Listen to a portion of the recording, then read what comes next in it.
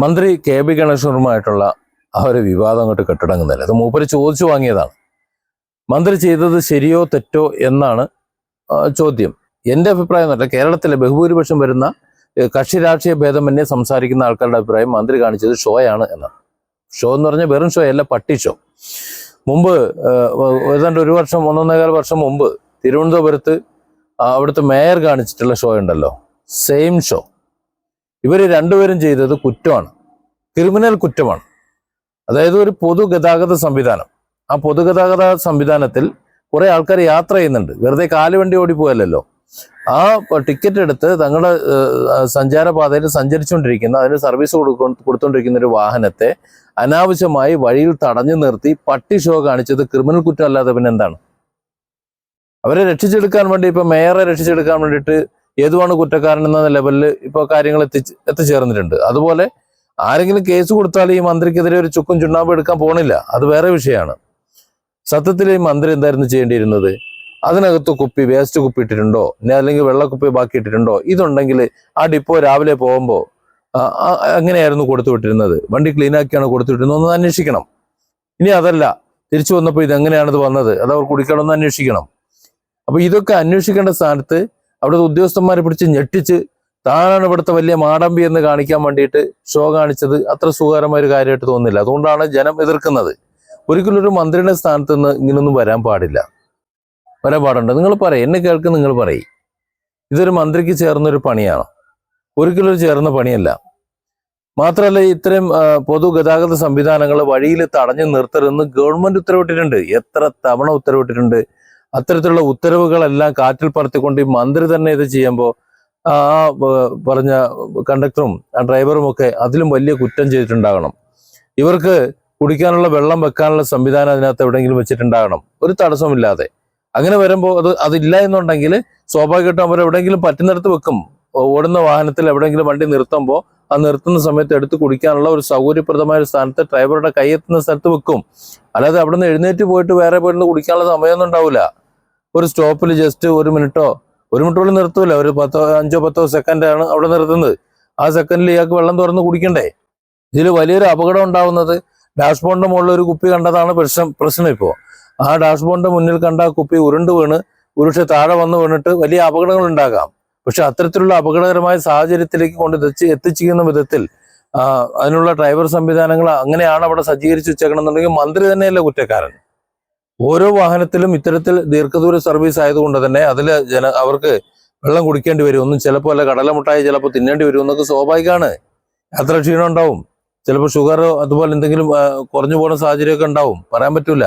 ആ സമയത്ത് ചിലപ്പോൾ ഒരു ചോക്ലേറ്റ് എടുത്ത് തിന്നേണ്ടി വരും അതിന് എനർജി കിട്ടാൻ വേണ്ടിയിട്ട്.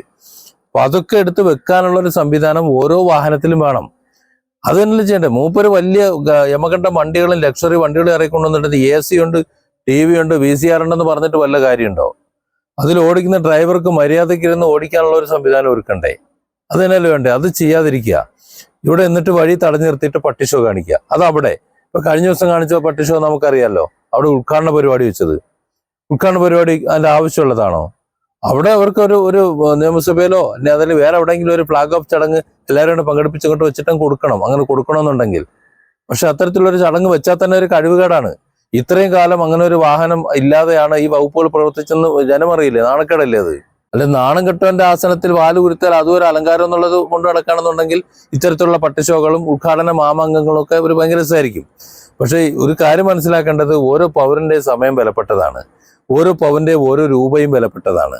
അവിടെ ഉദ്ഘാടന മാമാങ്കം നടത്തി നഷ്ടപ്പെട്ട ലക്ഷങ്ങൾ, ഇനിയിപ്പോൾ മാമാങ്കം നടത്താൻ ചെലവഴിക്കാൻ പോണ ലക്ഷങ്ങൾ, ഇതൊക്കെ എന്റെയും മറ്റുള്ളവരുടെയും ഖജനാവിൽ നിന്നാണ് പോയിക്കൊണ്ടിരിക്കുന്നത്. അല്ലാതെ ഈ ബന്ധപ്പെട്ട മന്ത്രിയോ അല്ലെങ്കിൽ വകുപ്പോ വേറെ എവിടെയെങ്കിലും അവരുടെ വീട്ടിൽ നിന്നും കൊണ്ടൊന്നും തരൂലല്ലോ, നമ്മുടെയൊക്കെ ഖജനാവിൽ നിന്നാണ് പോയിക്കൊണ്ടിരിക്കുന്നത്.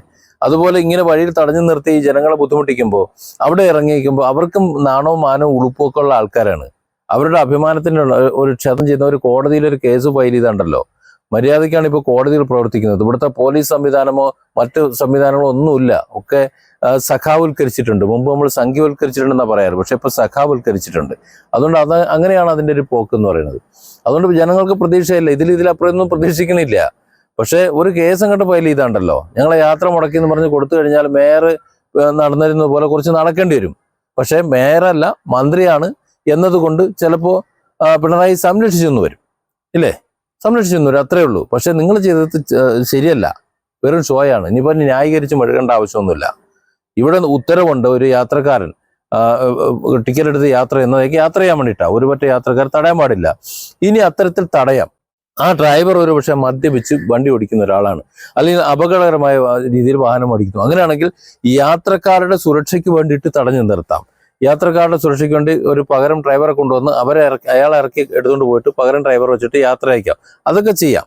അതല്ല, വേറെ ഡ്രൈവറെ കിട്ടിയില്ലെങ്കിൽ മറ്റൊരു വണ്ടിയിൽ ഇതുപോലെ തന്നെ യാത്ര കൃത്യമായി ഒരുക്കി അവരെ പറഞ്ഞു വിടാം. അതൊക്കെ ചെയ്യാം. അല്ലാതെ വഴിയിൽ തടഞ്ഞു നിർത്തി കുറെ ക്യാമറമാൻമാരെ കൂട്ടി, ഈ മന്ത്രി എവിടെ പോയി കഴിഞ്ഞാലും കുറെ ഓൺലൈൻ ചാനലിലും കുറെ ക്യാമറ ഉണ്ടാവും. എങ്ങനെ പെട്ടെന്ന് പൊട്ടിമുളയ്ക്കുന്നതാണോ ഈ ക്യാമറ എന്ന് പറയുന്നത്? അപ്പോൾ ഇങ്ങനെ ഒരു ഷോ കാണിക്കാൻ വേണ്ടി വരുന്നതല്ലേ? ഈ ഷോ കാണിക്കാൻ വേണ്ടി വരുമ്പോൾ സ്വാഭാവികമായിട്ടും ക്യാമറമാൻമാരെ കൂടെ കൊണ്ടുവരുന്നതല്ലേ ആണെന്നാണ് എനിക്ക് തോന്നുന്നത്. അല്ലെങ്കിൽ പെട്ടെന്ന് ഇതൊക്കെ എവിടെ നിന്നാണ് പൊട്ടിമുളയ്ക്കുന്നത്? ഈ പൊട്ടിമുളയ്ക്കുന്നതിലൂടെ പുറത്ത് ഞാനിതേ വലിയ കാര്യക്ഷമതയുള്ളവനാണ്, ഞാൻ ആനയാണ് ചേനയാണ് എന്ന് ജനങ്ങളെ ഇങ്ങനെ ബോധിപ്പിച്ചുകൊണ്ടിരിക്കണം. അങ്ങനെ ബോധിപ്പിക്കാൻ വേണ്ടി എന്തെങ്കിലും പട്ടി ഷോകൾ ഇങ്ങനെ ഉണ്ടായിക്കൊണ്ടിരിക്കണം. അത് ജനങ്ങളെങ്ങനെ കാണിച്ചുകൊണ്ട് നിൽക്കണം. നോക്കൂ, ഈ പരിപാടികൾ കഴിഞ്ഞ ശേഷം മുമ്പ് മന്ത്രി KB ഗണേഷ്കുമാർ ഏതെങ്കിലും തരത്തിലുള്ള ഓരോ പ്രഖ്യാപനങ്ങൾ നടത്തുമ്പോൾ, ഓരോ കാര്യങ്ങൾ ചെയ്യുമ്പോൾ അതിന്റെ താഴെ വന്ന് എത്ര ജനമാണ് സപ്പോർട്ട് തരുന്നതെന്നറിയോ? നല്ല കഴിവും പ്രാപ്തിയുള്ള ഒരു മന്ത്രിയാണ്. ആ കഴിവുള്ള പ്രാപ്തിയുള്ള മന്ത്രി ഇന്ന് കേരള മന്ത്രിസഭയിലെ ഏറ്റവും കഴിവുള്ള മന്ത്രിയാണ് മന്ത്രി KB ഗണേഷ്കുമാർ. ഒരു സംശയമുള്ള കാര്യത്തിൽ. കാരണം കഴിവുള്ള ആള്, പക്ഷെ ആ കഴിവ് ചെയ്യാൻ പറ്റുന്നില്ല. അപ്പൊ കഴിവ് ചെയ്യാൻ പറ്റാത്തത് കൊണ്ട് പേരെടുക്കാൻ വേണ്ടി ഇതുപോലുള്ള ഷോകൾ കാണിക്കുക, അത് ശരിയല്ല. അതൊരു മന്ത്രിക്ക് ചേർന്നല്ല, പ്രത്യേകിച്ച് KB ഗണേഷ്കുമാർ എന്ന മന്ത്രിക്ക് ചേർന്നതല്ല. മന്ത്രി R ബാലകൃഷ്ണനുള്ള ഒരുപാട് ചീത്തപ്പേര് കേട്ടിട്ടുണ്ട്. ജയിൽവാസം അടക്കം അദ്ദേഹത്തിന് അനുഭവിക്കേണ്ടി വന്നിട്ടുണ്ട്. പക്ഷെ എങ്ങനെയൊക്കെ ആണെങ്കിലും അദ്ദേഹം KSRTC എന്ന് പറയുന്ന ഒരു വകുപ്പിന് ചെയ്തു തന്നിട്ടുള്ള ഒരു പ്രസ്ഥാനം ചെയ്തിട്ടുള്ള ഒരു പ്രവർത്തനം, കുറെ കാര്യങ്ങളുണ്ടല്ലോ, അത് മറക്കാൻ പറ്റൂല. അമ്മാതിരിയാണ് ചെയ്തത്. അദ്ദേഹത്തിന് സ്വന്തം നാട്ടിനും, ഇവിടെ സ്വന്തം MLA-മാരോ MP-മാരോ ഒന്നും അവരുടെ നാട്ടിനും ചെയ്യില്ല. പക്ഷെ കൊട്ടാരക്കരയിൽ നിന്ന് കേരളത്തിലെ ഏത് ഡിപ്പോയിലേക്കും വണ്ടിയുണ്ട്, കൊട്ടാരക്കരയിൽ നിന്നുണ്ട്. അങ്ങനെയുള്ള ഒരൊറ്റ ഡിപ്പോയേ ഉള്ളത് കൊട്ടാരക്കരയാണ്. അപ്പൊ ആ ലെവലിലേക്ക് ആ ഡിപ്പോയെ ആൾ വളർത്തി, ആളെ MLA എന്ന നിലയിൽ സ്വന്തം നാട് വളർത്തി. അതുപോലെ തന്നെ ഈ സംസ്ഥാനത്തെ ഒരു പരിധിവരെ അയാൾക്ക് ചെയ്യാൻ കഴിയുന്ന മുഴുവൻ ചെയ്തിട്ടുണ്ട്. അതിന്റെ അടുത്ത തലമുറയായ ഇതൊക്കെ കണ്ടുപഠിച്ചുകൊണ്ടിരുന്ന KB ഗണേഷ്കുമാറിനും അതൊക്കെ അറിയാം. അദ്ദേഹത്തിന് ചെയ്യാൻ അറിയാമെന്നുള്ളത് ഇടയ്ക്കിടയ്ക്ക് നമ്മൾ കാണുന്നുണ്ട്. പക്ഷേ അദ്ദേഹത്തിന് ചില പരിധികളും പരിമിതികളും സർക്കാർ അല്ലെങ്കിൽ പിണറായി നിശ്ചയിച്ചിട്ടുള്ളത് കൊണ്ട് അതിന്റെ കൽപ്പ് തീർക്കേണ്ടത് നാട്ടുകാരുടെ നെഞ്ചത്തല്ല, അതുപോലെ മറ്റുള്ളവരെ ബുദ്ധിമുട്ടിച്ചുകൊണ്ടല്ല. അത് കഴിവുകേടാണ്. ഇവിടെ എന്തെങ്കിലും ഒരു വിഷയം ഉണ്ടെന്നുണ്ടെങ്കിൽ ആ വിഷയം പരിഹരിക്കാൻ ശ്രമിക്കണം. ഒരു കുപ്പികൾ കൂട്ടിയിടുന്ന ഒരു പരിപാടി ഉണ്ടെന്നുണ്ടെങ്കിൽ ആ കുപ്പികൾ കൂട്ടിയിടുന്ന പരിപാടി എന്തുകൊണ്ടാണെന്ന് ഒന്ന് അന്വേഷിക്കണം. മന്ത്രിക്ക് സ്വയം അന്വേഷിക്കാൻ പറ്റും, അന്വേഷണ കമ്മീഷനൊന്നും വേണ്ട. സ്വയം അവിടെയുള്ള ജീവനക്കാരോട് ഇവിടെ എന്താണ് സംഭവം എന്ന് ചോദിച്ചു കഴിഞ്ഞാൽ അവർ പറഞ്ഞു തരും. സാറേ ഇന്നതാണ് സംഭവം, എന്നാൽ നമുക്ക് കാര്യക്കാഞ്ഞ് ഇതങ്ങ് പരിഹരിച്ചു കളയാം എന്ന് പറഞ്ഞുകൊണ്ട് അങ്ങ് പരിഹരിച്ചാൽ പോരെ. അങ്ങനെ പരിഹരിക്കേണ്ട സ്ഥാനത്ത് ഇങ്ങനെ നടു റോഡിൽ ജനങ്ങളുടെ സഞ്ചാര സ്വാതന്ത്ര്യത്തെ അവർ കാശ് കൊടുത്താണ് സഞ്ചരിക്കുന്നത്. ആ യാത്രയെ തടസ്സപ്പെടുത്തിക്കൊണ്ട് ഇങ്ങനെ പട്ടിഷോ കാണിക്കാൻ നിൽക്കണോ? Different angles. Don't forget to subscribe and support this channel.